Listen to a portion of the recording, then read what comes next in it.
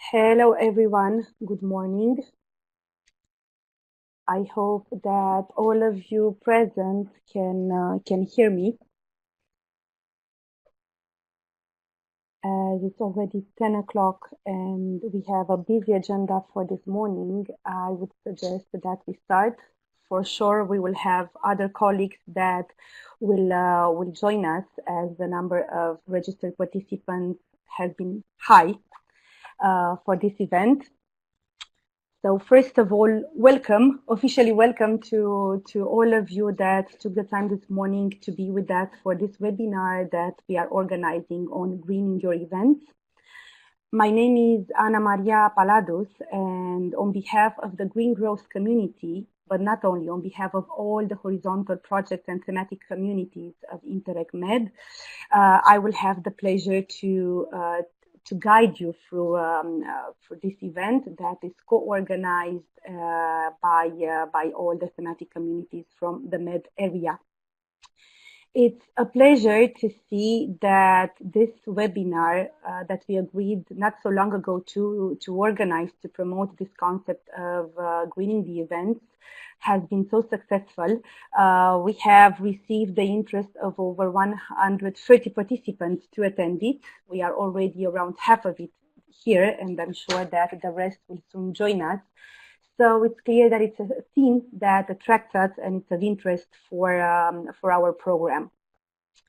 The purpose of this webinar, as we have anticipated to you in the announcement, is to present the sustainability guidelines for events, a work that we initiated within the green growth community and the biodiversity community, and to which all the other horizontal projects and thematic communities afterwards joined, and that we have presented at least a part of it during the midterm event. So first of all, we would like to show to you what are the guidelines made for, what are the main instructions and recommendations that they encompass.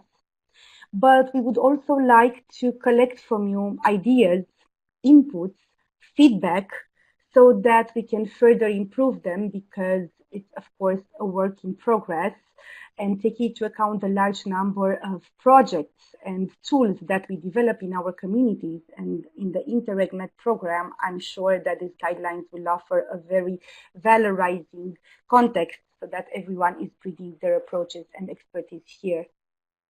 Last but not least, we would like with this webinar also to plan some future activities that we can do together to promote the concept of green or sustainable events across the Interreg MED program and area. Concerning the agenda that we proposed you, you have probably seen that we have been ambitious. So it's a short webinar, but very dynamic one. It will be a marathon of joint interventions from all the thematic communities that are present in Interreg MED program on various areas. We'll be speaking about catering, about energy, about accommodation, about mobility, but also about social and creative considerations that are triggered by the organization of events. You will find the agenda of the webinar on the right side of the screen, on top of it, so you can scroll it and see what is waiting for you in the next 1 hour and a half. We are also very happy that the Joint Secretariat will join us in this webinar towards the end of it to show us what they are doing also in this area, and to see how we can find synergies among the work that we are doing as thematic communities and their preoccupations as Joint Secretariat in the area of sustainability of events. So, how we are going to get organized for the next 1 hour and a half. In fact, it's not so difficult, even if it's quite a lot of us. It will be important to stick to some basic rules because we have a lot of interventions, we are a lot of participants, and the time is very short. 1 hour and a half will go immediately. What you need to know as attendees is that you will have two options to interact with the rest of the participants and also with the speakers that are going to present today. The easiest option is to use the chat, which is available on the right side of the screen, and where you can chat, you can send your questions, recommendations only to a part of the persons, which only to some participants, or you can send it to everyone present in the webinar. It's important to know that we will not take questions during the presentations, otherwise we risk to not to stick to the agenda, but we will take them in a section, in a 20-minute section that we have foreseen at the end of the presentation, so in around 1 hour.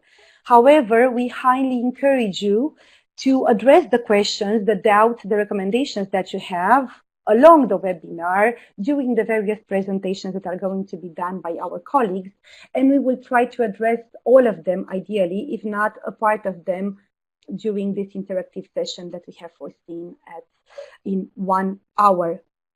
However, we also give you the possibility to have a live intervention and to speak to all the other participants of the webinar if you have things to share which you consider to be relevant for all. Of course, that as we are so many, because we are so many, we won't have the chance to give the mic, the floor to all of you. So we would like to use this option really if it's necessary and you have very important and relevant things to share with the others. In this case, if you want to have a live intervention, you will need to raise the hand. This is done from a special button which is situated on the up side of your screen. And us as organizers, when we see that you have raised the hand, we will give you the right to speak during the interactive session, so not before that.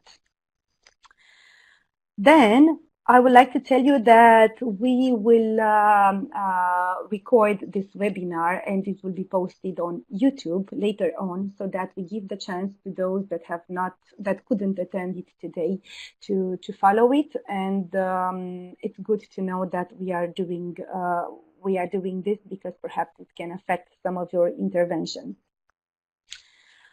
Then, entering a bit in the topic of our webinar after this organizational issues, hoping that I've been clear, one can ask himself, herself, why we decided to do a webinar and to focus some of our joint efforts on this area of event sustainability or greening our events. Well, there are several reasons. First of all is that within Interreg MED, both the modular and the horizontal projects, they are organizing yearly hundreds, even thousands of events that benefit of the attendance of thousands of participants.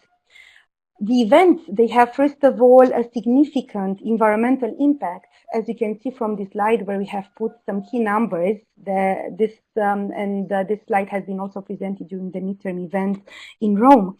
So the events, they have significant environmental impact, but not only, they can have also some important social and environmental consequences. So trying to deal with their sustainability impacts is first of all a question of mitigation.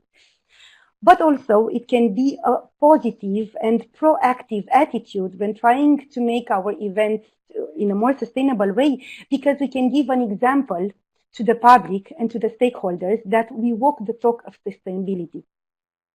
Also, the events, through the capacity that they have to gather different type of partners and the public, they're also perfect context to influence them concerning sustainability issues.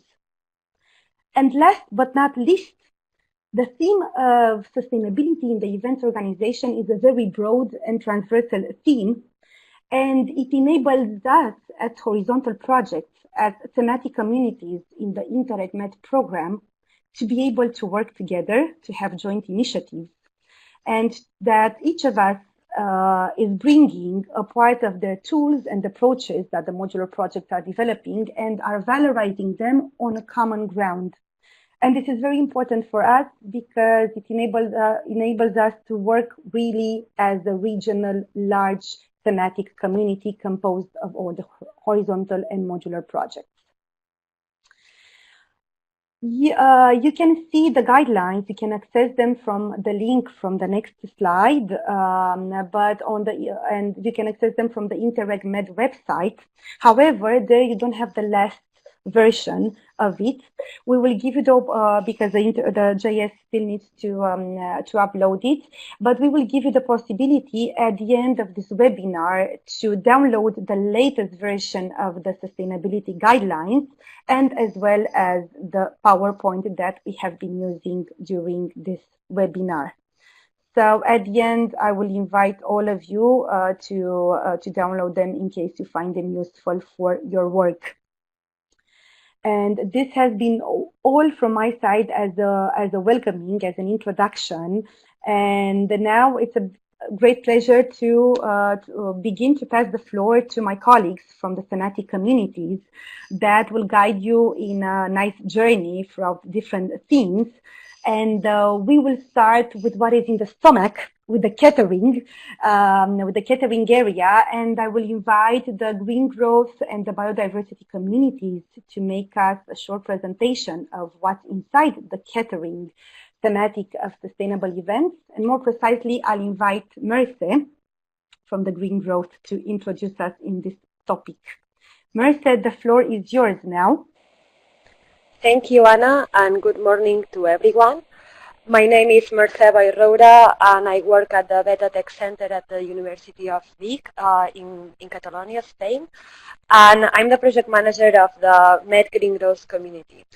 But here I will present these slides about catering on behalf of the MED Green Growth community and the biodiversity protection community.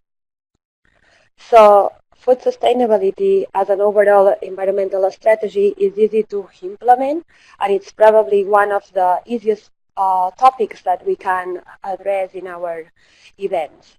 So most meetings, as you know, require some form of catering, from informal snacks to coffee breaks to formal dinners. And catering especially covers all aspects of the provision of meals, including the procurement of food, then handling of waste produced by this catering, and also the transport generated by the catering and the food products.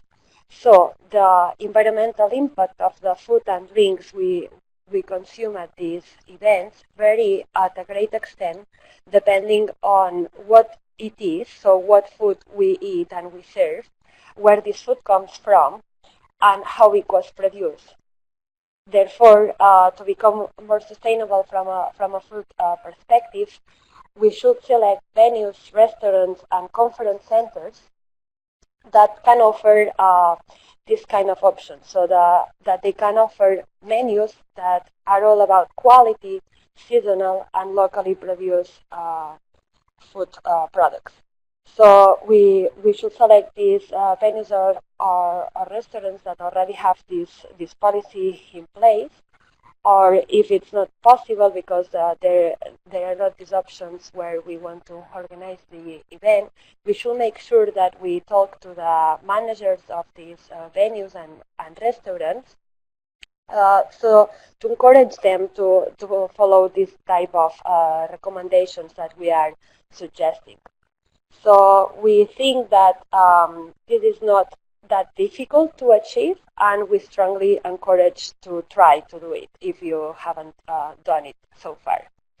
So a special attention should be put into these topics that we are showing you on the left side of the slide. So one of the main important ones is that you provide local, seasonal, and fresh food and drinks. This issue is very easy here in the Mediterranean area, since we are producing great and fresh and very tasty food products such vegetables and fruits. We will also encourage you to serve organic food if possible. In this way, we will use less packaging. The transport will be less because we consume 0-kilometer food products, and it will be also healthier for us. We also recommend you to serve, if possible, fair trade products. For instance, for these products that are not produced in the Mediterranean area or in Europe, such as coffee, sugar, and tea. and to serve them in bulk dispensers, not in individual containers, to reduce the amount of waste that is produced. Concerning water, we strongly suggest you to serve them in big jars or in glass containers, and also to provide water dispensers at the location of the meetings and venues. So people that are already bringing their water bottles can refill them to avoid wasting plastic bottles. You should make sure that endangered species are forbidden in your menu, particularly for fish. And if you have some doubts about it, about the type of fish or seafood that you want to provide in the menu, you can check out the WWF seafood guides that will help you in making a solid and air-friendly choice on this issue. And also, we would suggest that you don't provide red meat, since it requires much more energy and water than producing grains and vegetables, for instance. Last but not least, we also strongly recommend that the leftovers, the spare food, don't go to waste, but that you talk to the managers of the restaurants and the caterings and ask them if they have some charity or some place where they can bring this food that has not been used. And also, if this option is not possible, to make compost out of it. So we're reducing amount of waste again. So this compost could be used for fertilizers later on. So as you see in this photo, is just an example of what type of fruits we recommend to use. Maybe it's not necessary to serve pineapples, mangoes, or papayas that are produced in South America or Asia, but we provide fruits that are grown here, such as grapes or mandarins or peaches, strawberries. It just depends on the season and what is produced in the country where we organize the event. So by following these recommendations, we are not only having healthier meals for us, but we are also supporting the projects of the Interreg MED program that share these same values and objectives. For instance, in the MED Green Growth community, we have projects such as CAMAR, Madre, MED, or Aristotle that can help you identifying local producers and suppliers to optimize the picking and delivery of seasonal, low environmental footprint and tasty food products.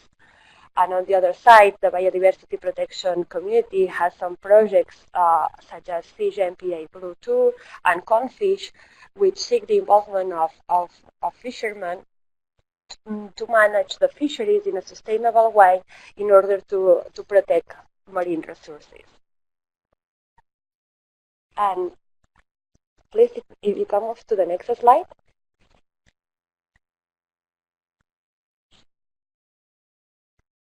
Okay, then, sorry, there it goes, okay. So the consumption of food and drinks generates a large amount of paper, plastics, and organic waste. And for this reason, we have to talk to the catering service to ensure that they don't provide disposable cutlery, and we guarantee the use of conventional dishes, glasses, and cutlery made of glass or ceramic that can be reused again. We can also promote finger food, so we avoid the use of single-use plastics and excessive packaging just to serve small quantities of food. Then it's important to inform the caterer on the exact number of participants, and if possible, they should be able to adapt to the requirements in a short notice. So, for instance, we expect 100 people in the event, but finally only 75 some people come. So we tell them that there is less people in the meals, in in the catering, and so they don't provide that much food, and not so much food is wasted.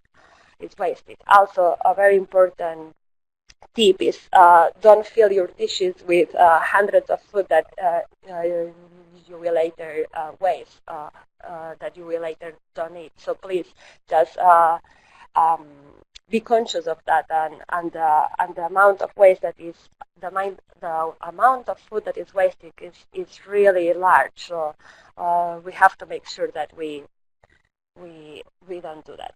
And last, we should provide recycling bins such for plastic, organic waste, or glass, and we should also inform the participants to use it and to do it well. So in this way, we are not only aligned with the European strategy for plastics, that it's very a hot topic now, to protect our environment and reduce marine litter, greenhouse gas emissions, and the dependence on fossil fuels. But by following these recommendations, we are also supporting the work that our modular projects are doing, such as the MED Sea Litter and Plastic Busters MPAs from the biodiversity protection community that are working on monitoring protocols for floating and ingested litter to protect biodiversity, as well as the Act for Litter project that is working on measurements to preserve natural ecosystems for marine protected areas. So that's all for the catering, and I'm sure that if we all try to follow these guidelines, we will reduce our environmental footprint. Thank you, Marissa. For this presentation, it's clear that the sector of event organization is very dynamic in terms of flows of materials, and catering is one area where these flows happen. But also for the organization of our event, there is a lot of amounts of energy moving around. And with this, I introduce our next presentation, which is dealing with energy consumption for event organization, that has been co-prepared by the Renewable Energy and Efficient Buildings communities, and the presentation will be done by Cynthia Echave. So Cynthia, the floor is yours now. Okay, thank you. Good morning. I'm very pleased to be here with you and to talk about the energy aspects related to green events.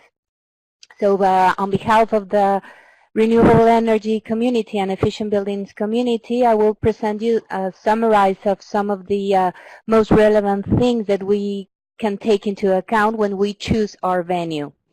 Of course, I think that it's not so easy, even that the catering is not an easy aspect to solve when we are looking for the offers that we have. The venue probably it's also somehow difficult, but we fortunately we count with some examples and with some advances in this thing. So first of all, I think that it's interesting what Anna was saying at the beginning about having somehow the experience that the people and visitors and all the attendants of an event have this experience of making use and to be aware of different aspects related to sustainability. So in the case of the venue, we should think about an experience of a building or of an architecture that deals with a more sustainable performance. And that means not only the energy consumption, but as well the quality of the spaces. So just to summarize, for example, now we count in Europe and in different areas in the world with different kind of certifications. So we have like a LEED certification from the Building Council from the United States, that it is really spread out in a lot of countries, and or BREEAM, for example, so that they make some standards about which are the basic aspects of a building to achieve a good energy performance. So in this sense, it is interesting if you can find out a venue that has somehow this label. It's like a having a levelization as well of the buildings. So in this sense, what are the aspects that we should also look forward? Because sometimes we don't have a nearby a building or a venue that can have this kind of certification, but we can assume certain qualities and aspects on the architecture that can help us to encourage these bioclimatic performers or sustainable performance. So for example, natural lighting and ventilation of the venue rooms it's a really important aspect to consider. So for example, if you're aiming to have some workshops or spaces where our people need to work and to discuss or have some training sessions, it's really good to have natural lighting. So avoid to have artificial lighting during the day. And as well the ventilation. So natural ventilation means to have to choose those spaces that can be practical windows, not hermetic or just glass hermetic facades. At the same time, the heating and cooling systems, if we are counting with these kind of active systems, it is important that they can be controlled in each room. So we don't have decentralized temperature by the whole building, so we can be able to control it. So this is important. Another thing, it's related to, obviously, the efficient lighting. So you can count with a wide number of buildings that already are incorporating these kind of measures to have a lower energy consumption. And this probably would be more about how the energy, specifically the energy consumption of the building, can be achieved as a more bioclimatic solutions. But another aspect interesting to visualize and somehow to encourage when we are choosing a venue, and it's about the energy renewable energy supply. So we can be able to choose those venues that actually form part or they have a in situ production, especially PV energy, or they have a contract with a renewable energy source company. So this is important to also highlight it. So as I was saying, probably you don't have a certification for the overall venue, but to highlight these kind of good practices is really relevant. And finally, it's also interesting to look forward, as I said in the beginning, spaces, comfortable open spaces and comfortable indoor spaces. In the sense to be also not aware about the kilowatts that we're consuming, but as well the quality of this architecture or these open spaces. So ventilated and greening and shaded areas, it's really important to have also a good atmosphere for networking. So if we see some of the examples actually from the Vision Buildings communities, they're very focused on the public buildings. So even though that we don't have specifically an example for a venue for an event, I was thinking to suggest you to also see those buildings, probably public buildings or from like schools or civic centers, community centers, that probably they can have this kind of characteristics and they can allow you to, and they provide you the space and the facilities to make your to give you the opportunity to make your event or your as a venue.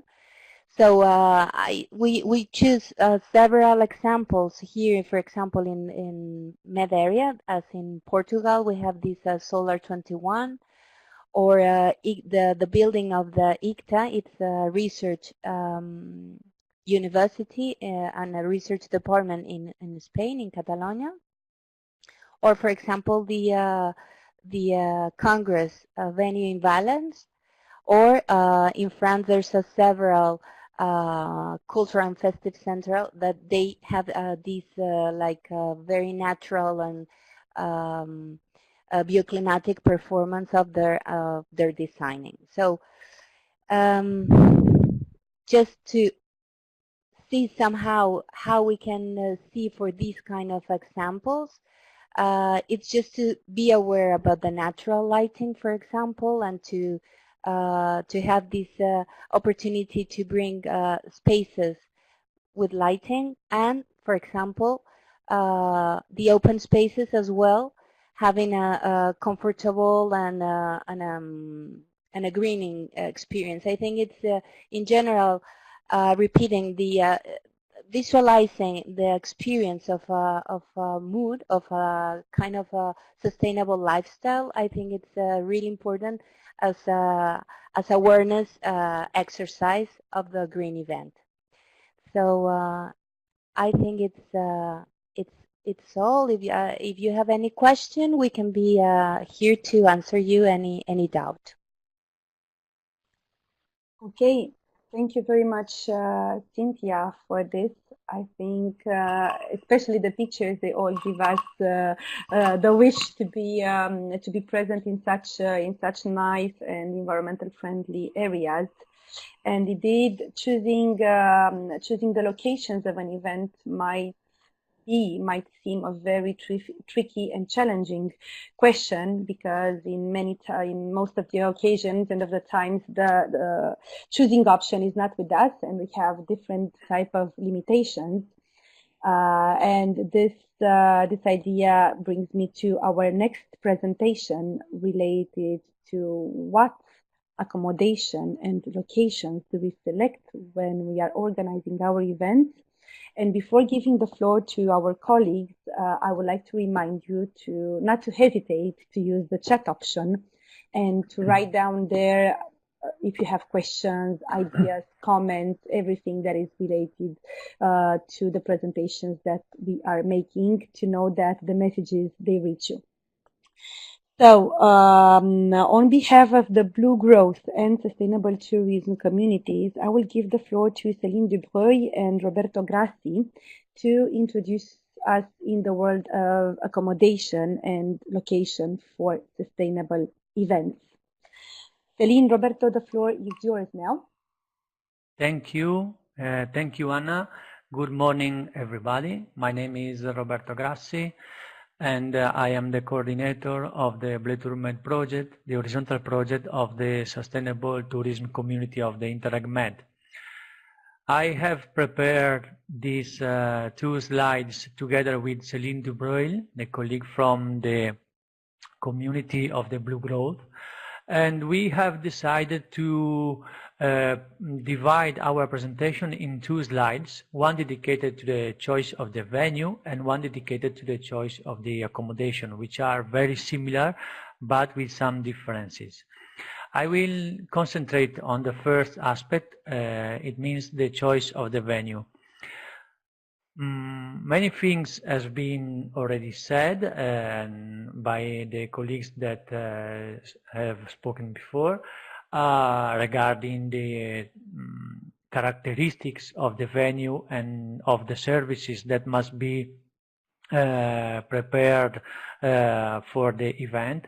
I will focus a little bit more on the first choice that we as organizers have to take and to have in mind when we need to organize an event.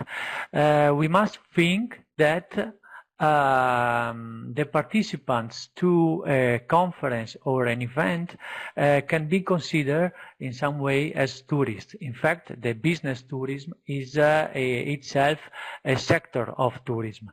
Why? Because the participants to the conference are doing more or less the same activity of, have the same needs of the tourists. They need to travel to reach the place, they need to stay in the place, they need to sleep and to eat, they need to move locally. So let's say from the point of view of the sustainability, we can consider an event like a travel for tourists. And in this sense, the suggestions that we as a community of sustainable tourism can give in this webinar is to try to choose a place take a decision about when and where to organize the event. About the when, the period of the year, it would be much better to choose a low season period. And about the where, the place where to organize, it should be better to organize it outside the most overcrowded places. Why? Because in this way we can have a lower impact on the local communities hosting the event, on the local population hosting the event. And we can, in this way, be more sustainable, and our participants can live an experience, let's say, more responsible.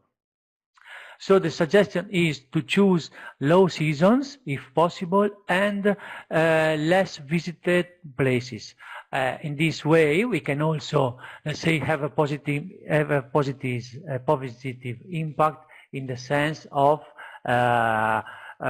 broadening the economic season of the hosting community and supporting the local activities during a big part of the year. In this sense, some of our projects are working to try to study the problems of the overcrowding of places, and also try to create new offers that are more sustainable. For example, the Alter Eco project is studying the carrying capacity of a city. It will give a tool to the cities to study and to measure what is their carrying capacity in terms of hosting people. The project estimate, but many more projects are studying offers for ecotourism or in general sustainable tourism, working with the local communities. The project Blue Island is producing guidelines for the local authorities to calculate it, to better manage the waste related to the tourism pressure in Ireland, and so on. Of course, when we choose a venue like this, so far from the mass tourism way and places, we must take into consideration some general recommendation that, for example, the place is well connected to the public transport, that the place is at a walking distance to the public transport, that the size of the meetings rooms are adapted to the real needs of our event, and that some other basic service like Wi-Fi access are guaranteed. In this case, we are sure that we do not enlarge our CO2 footprint, but we can reduce it. So this is related to the choice of the venue. I will now pass the floor to my colleague Celine, which will talk more deeply about the accommodation. Thank you, Roberto. So good morning, everybody. I will talk on behalf of the Blue Growth community. I would like also to mention that I'm part of the Sustainable Task Force of UNEP MAP, who worked a lot of on this issue of how organizing these sustainable events. So now I will focus on the accommodation. Ideally, it's better to choose a hotel with an environmental management system. Many labels already exist, for instance, the Green Key, and if you want to organize an event and you are searching for accommodation, if you search for eco-friendly hotel, you can already find some lists in different cities in the Mediterranean. It can help you also to choose a good hotel.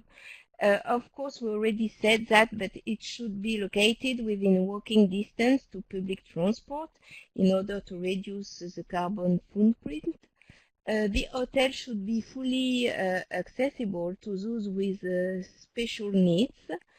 And it's important also to choose a hotel who is implementing a water efficiency policy.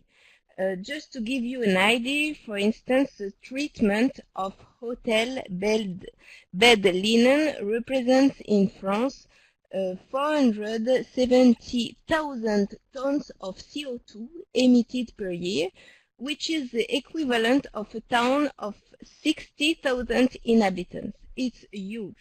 It's also more than 10 million cubic meters of water used per year. So it's very important to favor such hotel. And we already said that, but if you can work with local supplier, it's also a good option, and it's really important to educate and inform customers. I think it's for all this issue. It's important to inform participants to the event before the event itself. For instance, in the invitation, that you will put the priority to organize a sustainable event, and I also recommend to calculate the CO2 footprint at the end of each event and to inform the participants, because they should be aware of what was the footprint of such event when you care about the sustainability and the eco-friendly choices. For example, some projects like Consume Less develops integrated sustainable energy, water and waste management strategies and has a list of criteria to receive certification. And other projects such as Cat Water developed a tool to monitor the water sustainability performance of the tourism sector. Thank you. Okay, thank you, Celine, and thank you, Roberto, for this complex overview related to the venue and accommodation. And I see that this topic generated some discussions and some questions on the chat, and we're glad about it. So I will invite you to have a look at the questions to which we will try to respond in the last part dedicated to the discussion with the participants.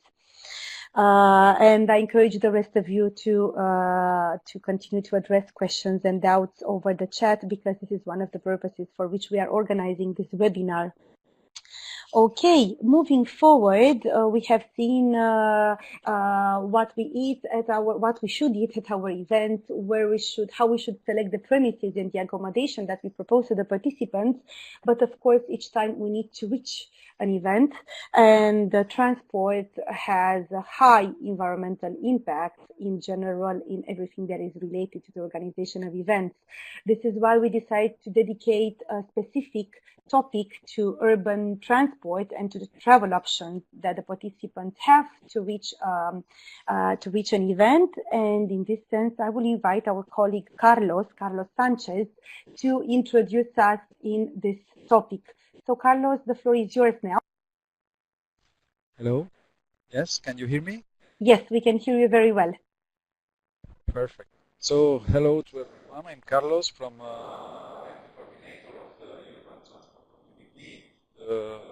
horizontal project. Carlos, yes. Now there are some interruptions in in your intervention. Perhaps you should stay very close to the microphone. Yeah, I try it. Better now?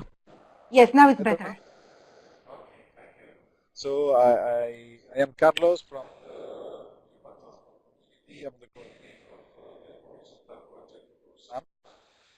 regarding transport.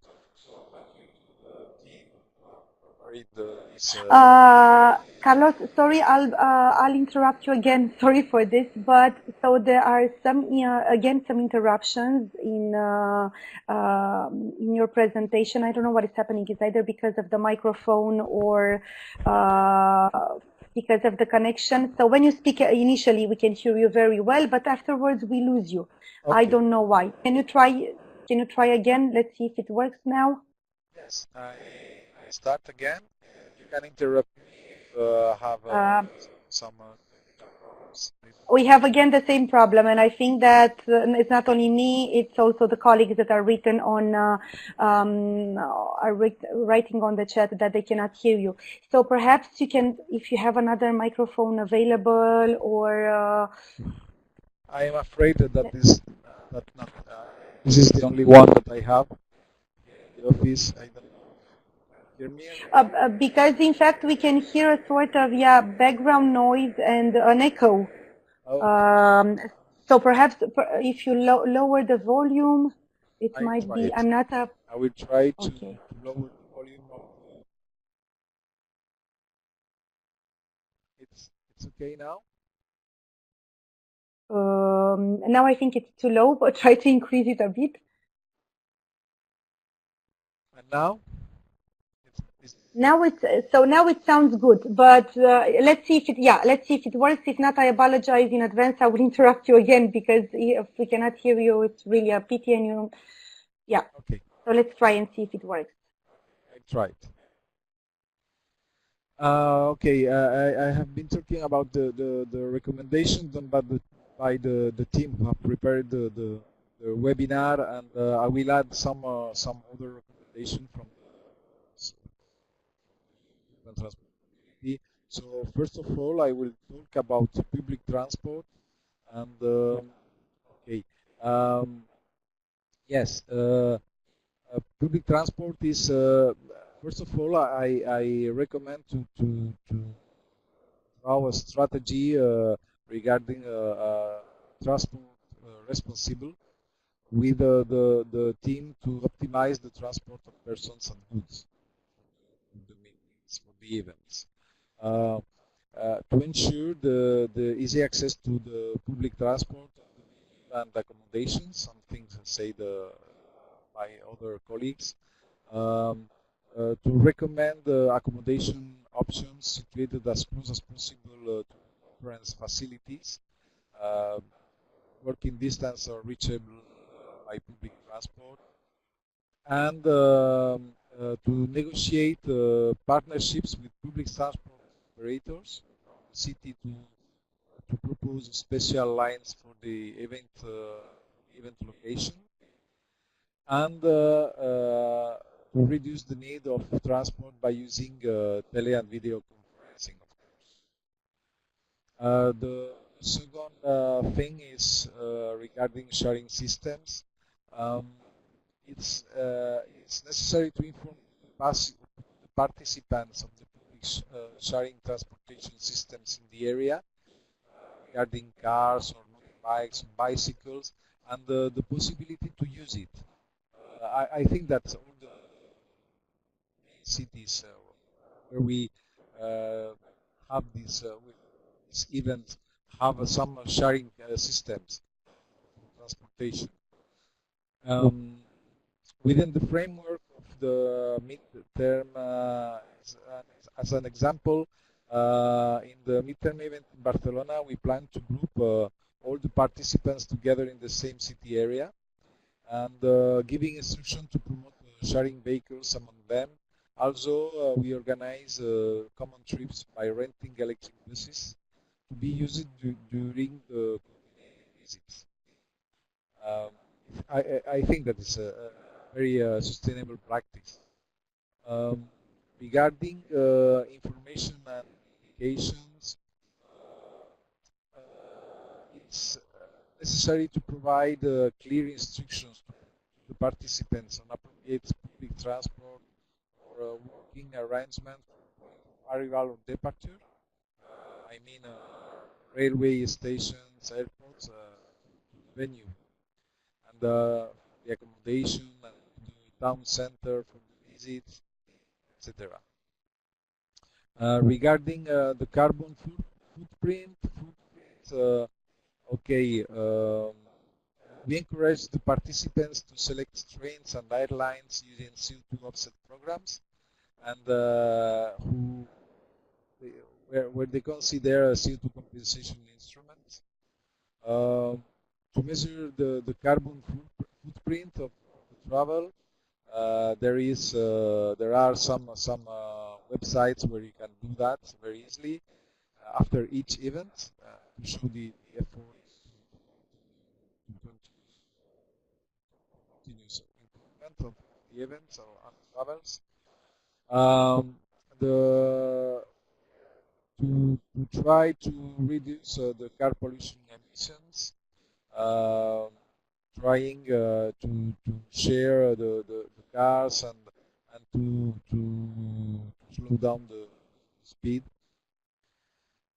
Regarding okay, the awareness of is something really important to be aware of the importance to small actions each one of us because small things of many people can get a huge impact.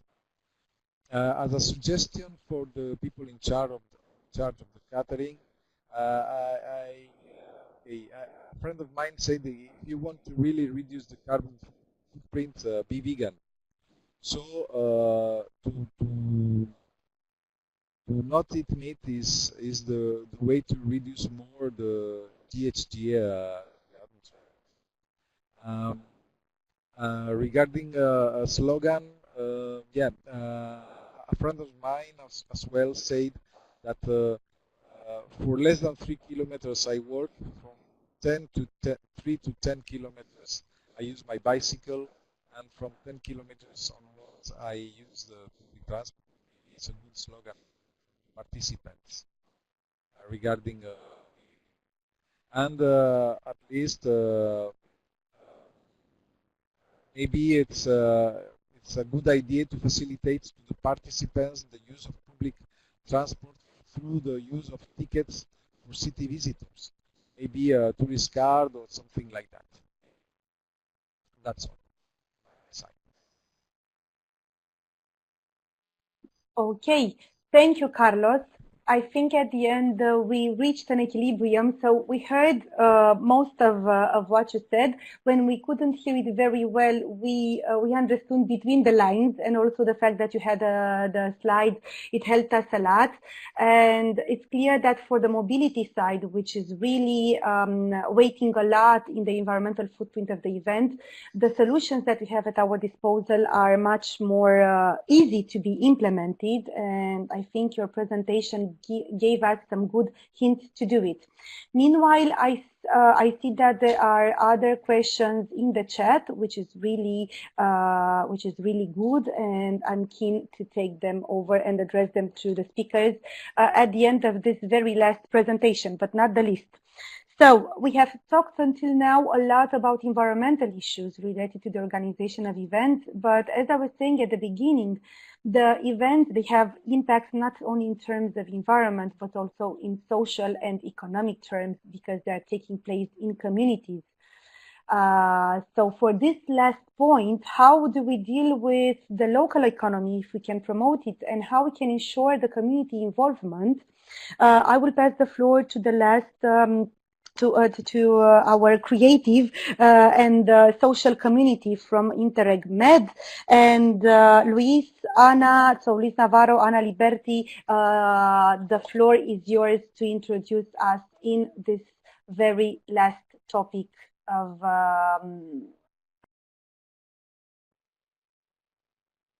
Okay, thank you. I think I'm the one who is going to present this creative perspective in the event, as my colleagues couldn't make it to join us.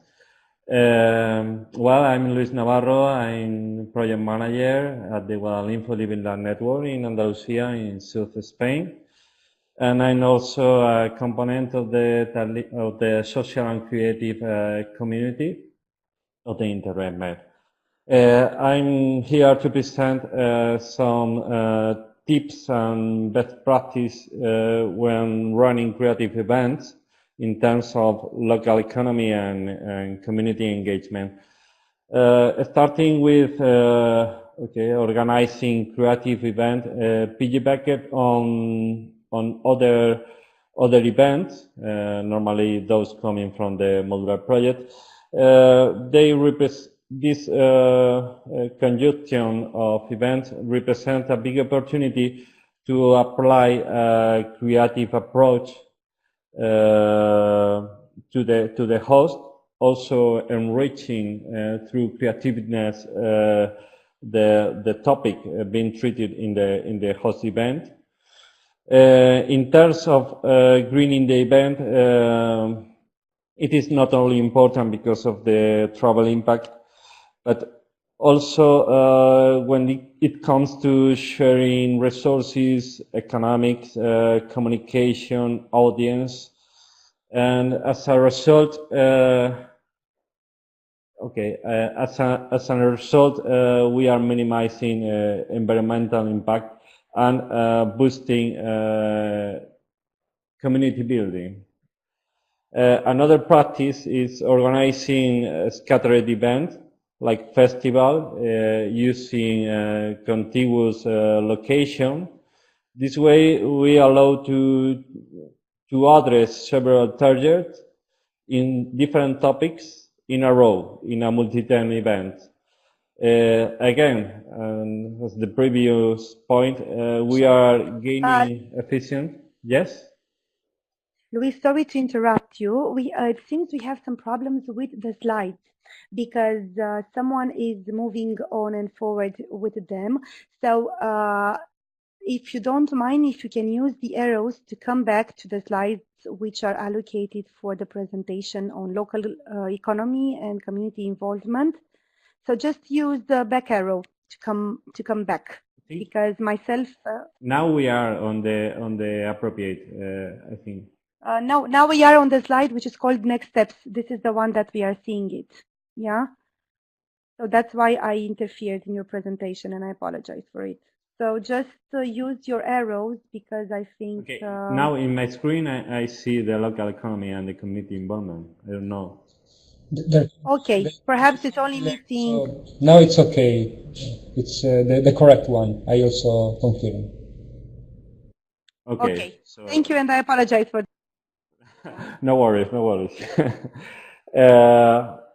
After I was on the second point on the organizing the scattered event as an opportunity to address different targets and different topics in a row in a multi-10 event in terms of efficiency. We are gaining efficiency. And also, we explain the message. Next point is, using digital communication when promoting the event, but avoid using only one direction communication. I mean, we are used to only put a post on social media and so on, but not promoting interaction with the participant. It is very important, as it comes as an opportunity to generate expectation. We can use, or we recommend to use creative techniques such as context, treasures hunt, for instance, through social media. This way we can reach a bigger impact. We can generate a big expectation around the event. Obviously bigger impact than printing a brochure, which is should be strictly prohibited. In terms of communication during the events, providing information to participants through web platforms, social media, QR codes. Also, when it comes to design a very complex event, we can think of developing a native app. But in case the event is normal, I think we can manage to communicate in an efficient way using only a website or a blog. And particularly, I'm a strong supporter of using instant communication tools like Telegram channels. I think it is very easy to create and to share, probably through I think that someone is moving again the slide. Well, I go on. Using Telegram channel to instant reply to participant and to instant provide feedback with is a big motivator to maintain all the people engaged with the event. Also, it's allowed to communicate without using or sharing our phone numbers, so privacy is a must in these cases. Last one is the last recommendation is using local resources, local creatives, and local artists when designing the creative event. I mean, as we are building the community from the local to the transnational, it's very important that the local events are based on the local resources, not only in terms of environmental impact, but also as an opportunity of visibility and community building. Next, in the last slide, we have some examples. For example, the first one, someone again moved the slide. I think that now. We have this event in Vestino in October 2017. It is an example of scattered event, different locations, different shows, different audience, bigger impact on media as more communication resources were produced, and obviously more wider audience was addressed. Also, we have the Chimera modular project as an example of the online communication of events. They are very good, especially on using the social media. And we have as an example of festival, the Creative World Festival in Prato, Italy, back on the TCVL 2018 as a fashion change. Okay, that's all from my side. Great, thank you, Luis. And because you had the presentation on creative events, we have been also creative in moving back and forth with the slides. I think it is always happening when more than one person have the right to use the presentation. But I think at the end, yeah, we stick to the right slide. Thanks for this very nice and interesting ideas on how to make our events not only greener, but also more sustainable from an economic, social, and even cultural viewpoint. Now, as I said in the agenda, we had foreseen around 20 minutes, now will be, let's say, 17, dedicated to a discussion among all the participants. And if you agree, I would first of all take the questions that have been addressed in the chat and that have not yet been answered in the chronological order. So first of all, we had a question on the catering side from Ioannis that was asking if there is any accreditation that we can ask to the catering companies to show that the products and the services that are providing, they are green and sustainable.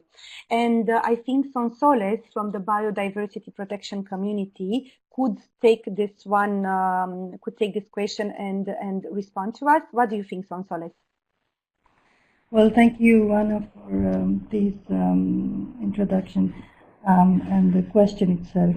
Yeah, there are lots of initiatives going on trying to labelize, let's say, the origin of produce, and there are also some more stiff standards like the International Standardization Organization standards that some catering companies need to apply.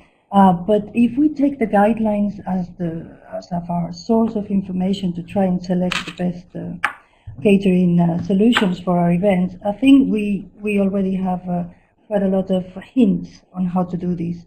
I mean, we have promotion of the local resources and seasonal produce.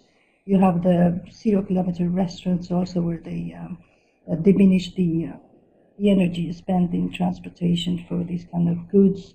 We have a series of minimum requests on the catering company not to use single-use items, remove plastic if possible, and so on. So I think that could be a good starting point. Again, finding a Mediterranean standard we can apply perhaps some of the projects in our communities have real concrete documents or guidelines that we could use. But at the end of our current guidelines, we have included a series of standard documents that apply sustainability guidelines for events and catering. So I'll invite you to revisit these guidelines after the webinar, go through them and suggest other links or other initiatives or standards that you think could be useful for this event. I don't know if this will answer the question or.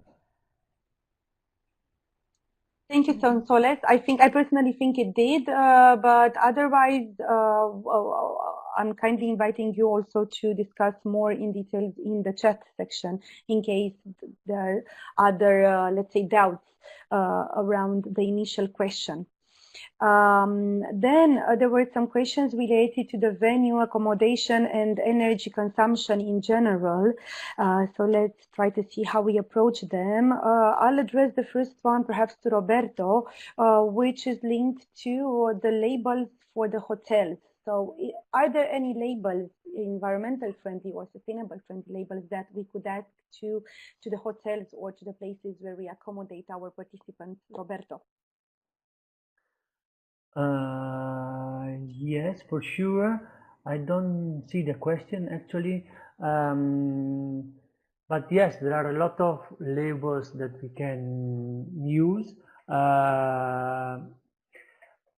It's just a matter of decide which one is fitting better to the place.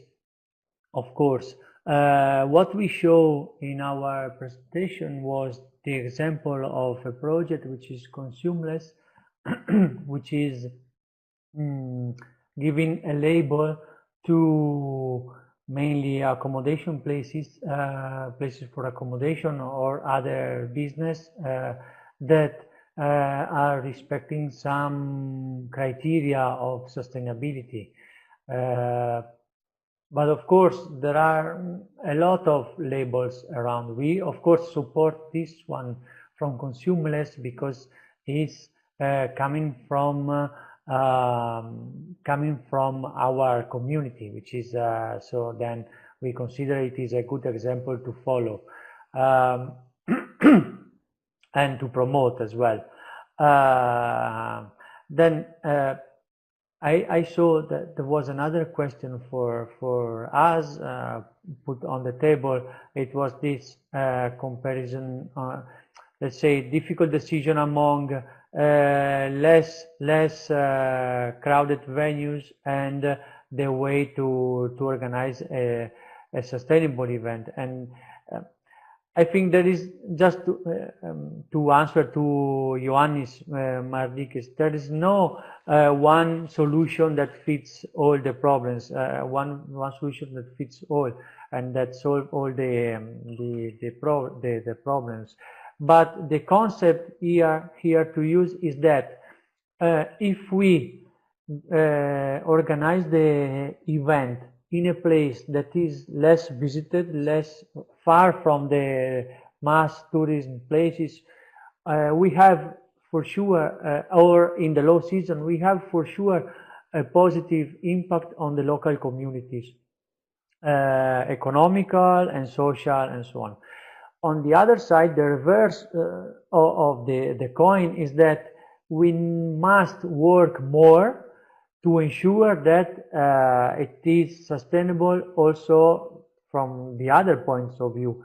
It means that the venue has some basic services, for example, the Wi-Fi or the good size, as I was mentioning before, and it is very important to organize the transport in a way that people should not go to the venue using their personal way of transport, but they should use both the public transport, or the organizer should organize a common transport for all. I don't know if I can answer. I'm answering to the questions In this way, many points have been underlined by the speakers that spoke before me, and also after. Carlos was explaining very well what we should think about when we organize the event outside the main path, let's say. And then also regarding the carbon footprint calculator, yes, there are a lot of calculators, a lot of companies around the world that are working on this carbon footprint calculator. What it is important to say here is that you have two aspects to consider. The first one is that if you organize an event, and there are calculators that help you to calculate your CO2 footprint, let's say your CO2 consumption. And then also there are same companies or other companies that can help you to, let's say, reduce your CO2 consumption for putting in practice some green activities. Let's say, for example, planting trees. You calculate your CO2 footprint and you can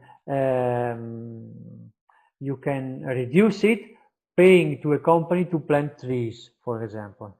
I know that Celine wanted to answer to this question as well, but I don't see her in the chat anymore.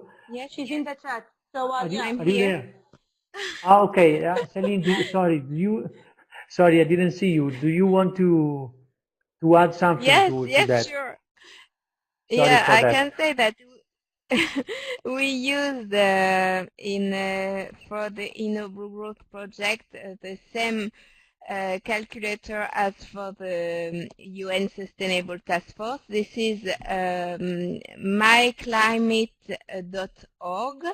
I wrote the link in the chat for everybody. And at the bottom of the page, you have event.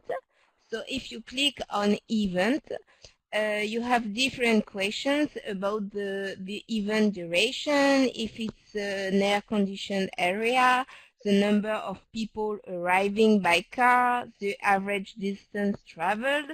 So what I recommend to you, I think all of you has an assessment survey at the end of the event, and you should add a paragraph, some questions about the mean of transport, to know exactly for each of participants from where they come by flight or by car or by public transport, and it will help you to reply to all the questions in this questionnaire online on the website that I shared with you.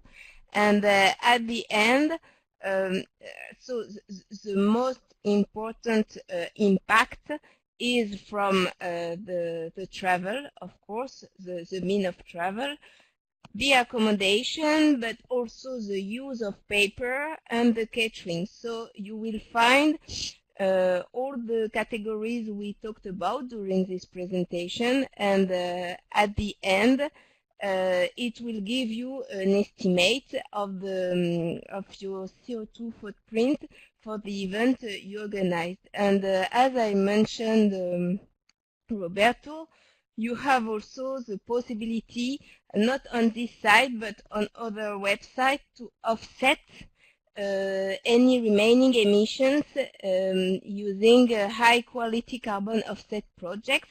For instance, plant trees, energy projects. So you have several possibilities depending of the region of your event. Sometimes you have some local project, but the issue is always the budget. So who pay for this offset of remaining emissions, the participants themselves or the organizer of this event. And to be honest, it increased a lot of the budget planned for the organization of any event if you include this part. But the first key step for a carbon neutral event is to calculate and to measure your carbon footprint. Indeed. Thank you, Celine, for this. And I see that there are a lot of useful resources that are being shared on the chat, and this is very good. So I invite you until the end of our conversation to consult it and take the links that are going to be exchanged there. There was also another question from a participant on how can we prove, if we can prove, that our event is sustainable. And here I will just give you one information, and then I will let also my colleagues, if they would like to interfere.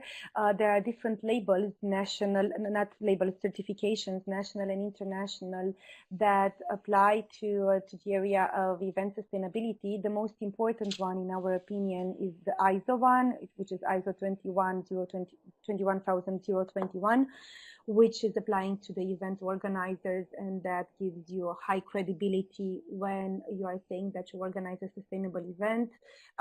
It's good to keep in mind that there is no sustainable event by default, and as it's the case when we speak about environmental or quality management, it should be a work in progress based on the plan, do, check, act approach. So you should start with the first steps that are most approachable and at your disposal, and then to show that from one year to another and from one edition to another of the event, you are making more and more efforts, even if you start really with shy steps.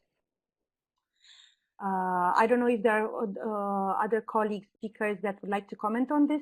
How can we prove that an event is sustainable and green?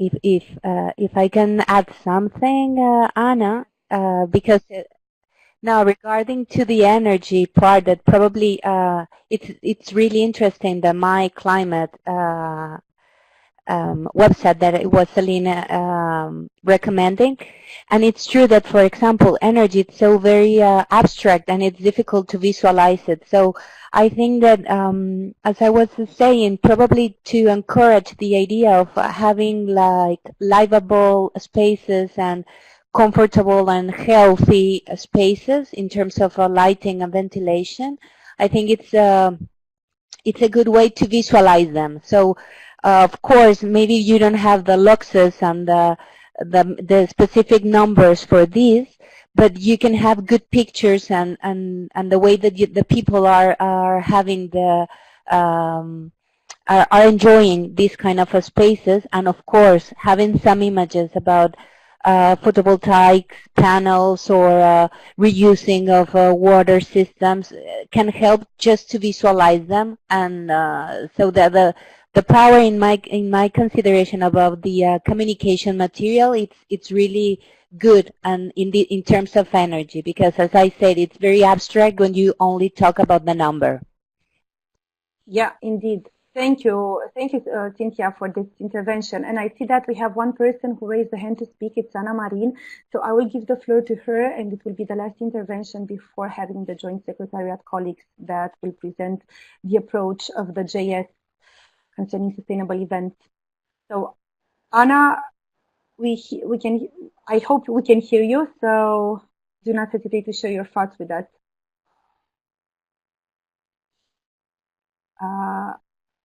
Anna? Well, I guess it's not anymore the case. You don't have a microphone. Okay.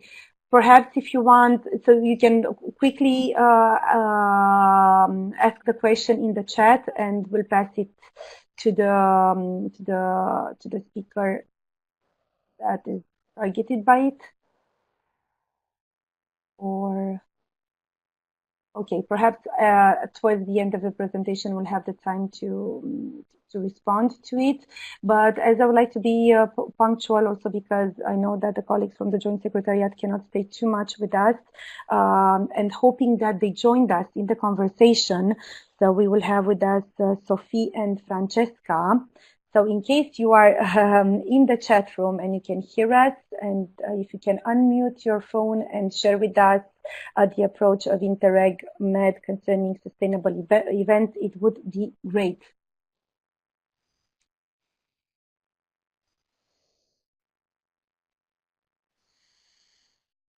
Okay, so I see that Francesca is writing that you can start, so we just need to unmute your phone, and we have the slide that you wanted to present, which is here in front of us.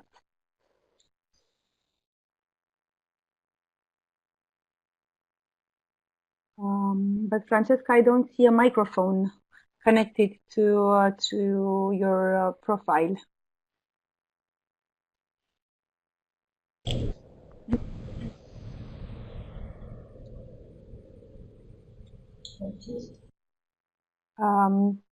Francesca, Sophie, if you can hear us, it would be good if you can write on the chat and try to see if we can find a microphone so that we can hear you speaking, because for the time being we cannot. You can hear us? Yes, hello. we can hear you now. Hello. Okay. Great. Hello. Welcome. Thank you. We don't know if it's time for us now to present. I'm afraid we can hear you rather bad. Can you perhaps you can try to play a little bit with the microphone and see if we can improve the quality? Let's try again. Yes. Okay. I think it's we can hear you with some interruptions, but let's try and see if it works. If not, I will apologize in advance, but I will interrupt you in case we cannot hear you. But in principle, we can hear. You can hear us? It's okay? Okay. Okay, so we would like first to congratulate you all for organizing this webinar and trying to this initiative on green events and try to have all projects involved in that. As and program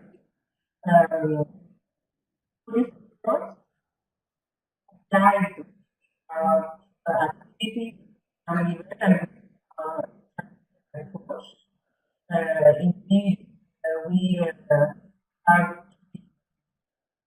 take high consideration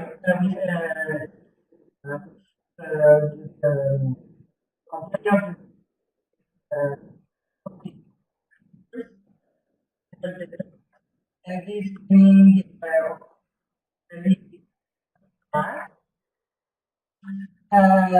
in our approach, we have from the application consider the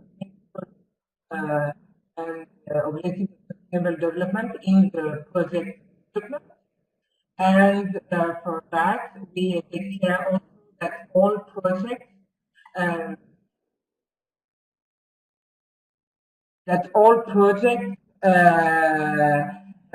measure with the self-assessment tool questionnaire how much they comply with horizontal principles. In that photo, how projects are evaluated from the beginning of the project to the end. So, of course, include all the projects that we follow this initiative and implement the green event initiative to identify this in the questionnaire at the end of the project. In next call for proposal also, we will make a specific reference to initiative in order to enhance the participation of all new projects also in this initiative. And as a MED program, of course, we try as much as possible to comply also with all the proposals for greener events. We started with the midterm event, and we will try now to implement this also in all our other events, and in general all our activities, programs. So thank you all for this involvement. I think that really is a very, very good initiative and example of what we can do all together and how we can move and change things all together in our own. Because finally, through this, we are trying all together to change the mentality, to change the way we are working, and we are implementing all our activities, not only MED projects, but in our institutions, because changing this kind of way of organization for the MED program will make all our institutions change also maybe other activities, etc. So it's a very positive and small steps that we will make a change our MED area. Thank you. Thank you, Sophie. Thank you, Francesca. We have understood a part of your intervention because unfortunately I think the internet connection is not optimal, but we also see on the slide that you presented the main ideas that you also shared with us. And we are very happy that you find useful the work that we have been jointly doing for the sustainable guidelines for events. Even if indeed, as Celine was saying before, that this work on how we can improve the sustainability of our events has been done for quite a long time by various international institutions, among which the most important is UNEP. What I think is really exciting and innovative in the approach that we are doing is that we try to see, okay, how can we organize a sustainable event but by putting together the tools and approaches and the know-how that each of us from our modular and horizontal projects we have, because we are all developing different approaches and tools that are useful in different areas, including when we are trying to organize an event otherwise. So yeah, one idea that Dania, I see that she's writing in the chat that one idea would be that the program, the Interreg MED, is promoting this initiative, the sustainability guidelines towards other Interreg programs, because it can be a good initiative to be followed up by other joint secretariats. Also, as we already have a lot of examples from our projects within the guidelines. Yes, we have already planned to have information on the website on this subject, and that's a very good idea to communicate on other Interreg programs, and we will do it whenever we have our next. And to answer to the question, we have already and we adapted now also updated this around the information and link it to the information we have on the website. I think that way we will take initiative within the regulated world, but also outside.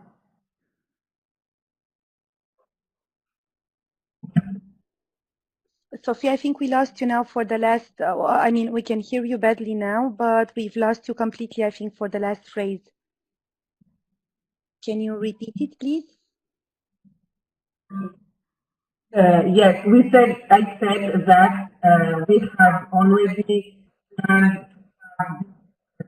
the page on our website. We will also share this information and disseminate it with other Interreg programs on network. Okay. And also we will present our fact sheet program manual.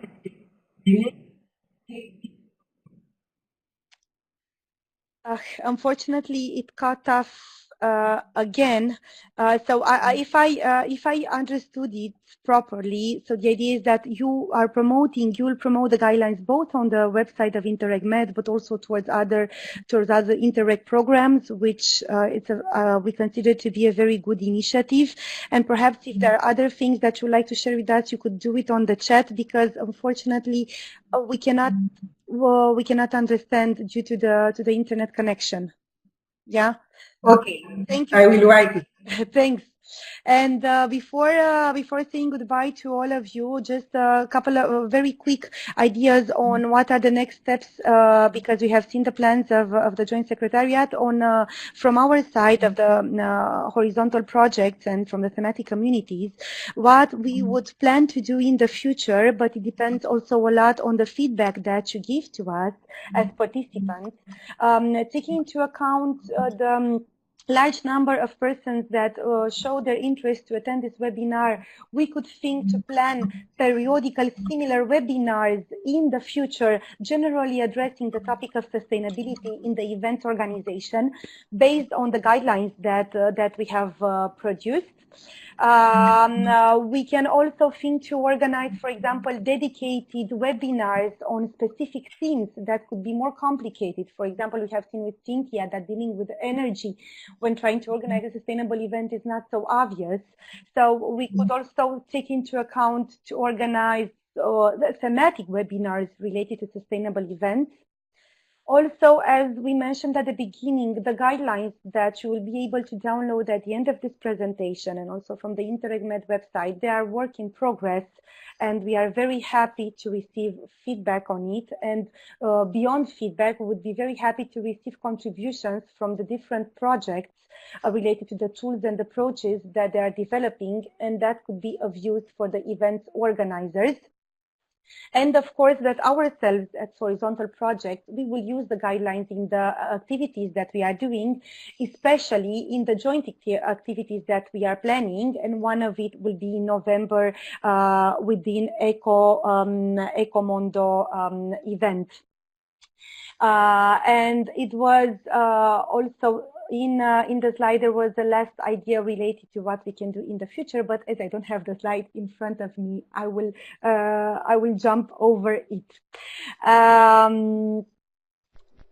Okay. I see the colleagues, they heard me and they will put the last slide. So thanks for it. Because, yeah, so the last idea was sharing the information and market solution in various areas, because it's not so difficult to think how a sustainable event may look like, but it's very difficult to find solutions on the market in your cities, in your region, or even in your country. And I think a very good value added by working together in Interreg MED community is that we are hundreds of partners, and we can easily share different type of tricks and solutions that we can find on the market, and this way we can ease our life. Well, before saying goodbye, as I was mentioning previously, so our colleagues from the Biodiversity Protection, they have prepared to you a section on the screen from where you can download the guidelines and also the PowerPoint presentations that we have used today. As I said, the guidelines will be constantly improved, and we will put the updated versions on Interreg MED website, but for the time being, you can download the ones that have been used for today's presentation. And in the next edition, we will also add at the end the various solutions and resources that you have exchanged with us in the chat option. Last, we would like to thank the horizontal projects representatives for taking the time to exchange among themselves and to work together for this joint initiative that I think is very welcomed and that is giving us enthusiasm to continue to do similar ones in the future. Thanks to the JS that they took the time to be present and share with us your ideas. And of course, a very special thanks to the biodiversity protection community for sharing the technological solution that enable us today to meet. Of course, with ups and downs, because it's not the same to meet face to face, but the online solution can be a good alternative if you want to reduce the ecological footprint. And I think that the solution that the colleagues from the biodiversity community they put at disposal is very useful and intuitive. And thanks for having shared it with us. It's a long summer ahead of us. We hope that this webinar gave you the context to take some ideas home and to think about them. And let's hope that starting with the autumn, we will have a virtuous circle of practices concerning sustainable events in our Interreg MED community. And we will be glad to hear from you on how the webinar went and to listen to your ideas on the next steps. And for this, we'll send you in the days to come an evaluation questionnaire, and we would highly appreciate if you'll take 5 minutes to answer to it. Okay. Thanks to all of you, and have a nice day, week, and summer. Goodbye. Thank you, everybody. Bye-bye. Thank you. Bye-bye. Thank you, everyone.